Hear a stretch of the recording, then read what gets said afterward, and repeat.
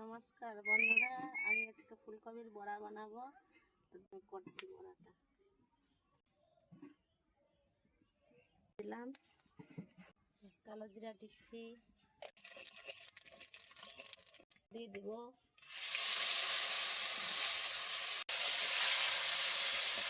সামান্য হলুদ, দিয়ে দিয়েছি লবণ, দিয়ে দিলাম লঙ্কা বাটা আছে দিয়ে দিয়েছি।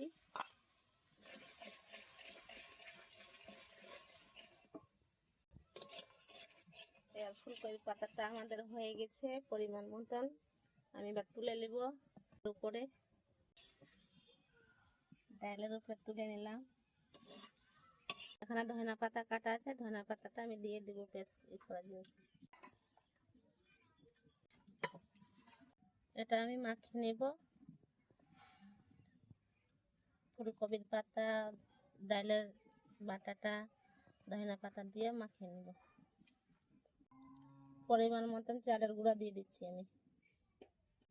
কড়াই গরম হয়ে গেছে, এখন আমরা সাদা তেল দিয়ে এখন বড়াটা ভাজবো। গরম হয়ে গেছে কড়াইয়ে, আমরা এখন বড়াটা দিয়ে দিচ্ছি। তাহলে কড়াইয়ে বড়ি দিয়ে দিয়েছি, লাল লাল করে আমরা ভেজে উঠিয়ে নেব।